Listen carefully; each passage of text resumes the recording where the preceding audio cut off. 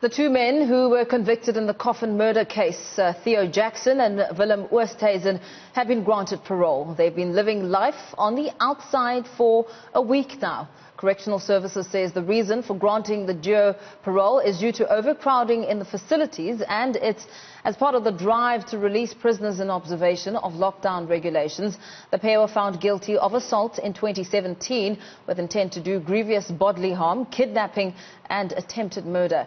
A video of them surfaced when they'd placed Victor Mlotshwa in a coffin and threatened to bury him alive. Our reporter Hitekani Magwedze sat down with Mlotshwa in light of this new development. Hitekani, very good morning to you. Of course, Victor Mlotshwa is not happy with the fact that two of the men who really destroyed and impacted his life in the most terrible of ways are now living outside and free to roam.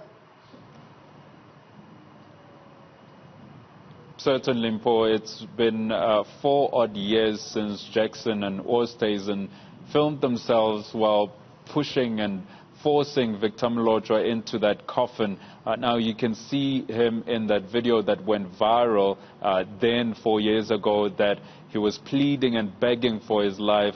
But in turn, they closed the lid on the coffin, threatened to put petrol, threatened to set him alight, and threatened him with a snake. Now, the magistrate in 2017, when handing down sentence, described those actions as inhumane. In fact, she said that their actions caused divisions in society and fueled racial tensions. Now, we saw quite a huge public outcry. In fact, we saw political parties like the ANC, EFF and the DA reacting with disgust at those actions. In fact, going as far as picketing outside court, going into court and to those hearings to support or to call for justice for Mlotshwa. Now, since the release on parole about a week ago, we haven't really seen as much a reaction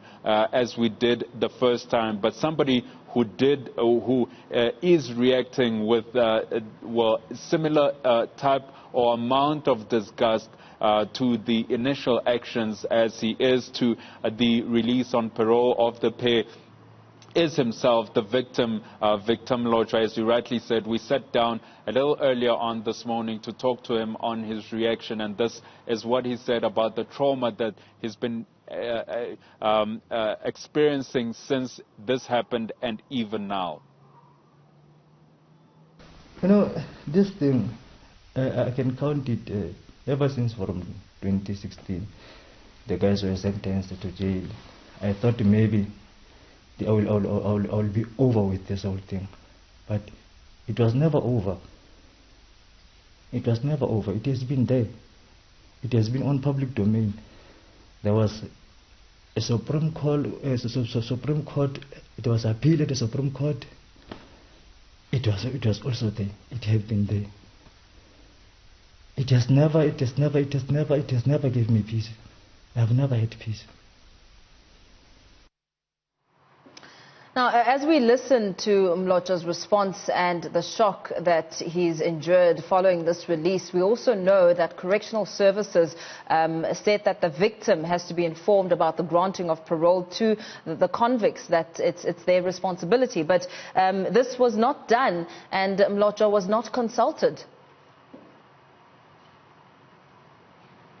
Certainly, I mean, we know that the processes for granting parole have to include the communication between the victim and the perpetrator. We know that it has to include some type of mediation. So communication is definitely key in making sure that the people are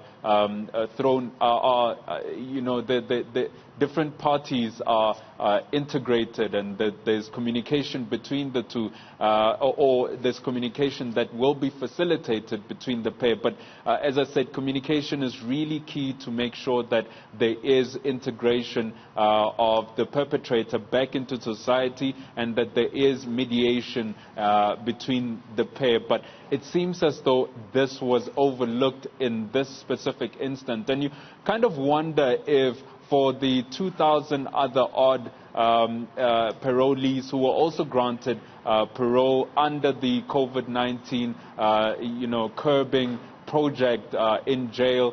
If those ones were also granted this type of, or they were granted mediation between the perpetrators and the victims, and it seems as though there was a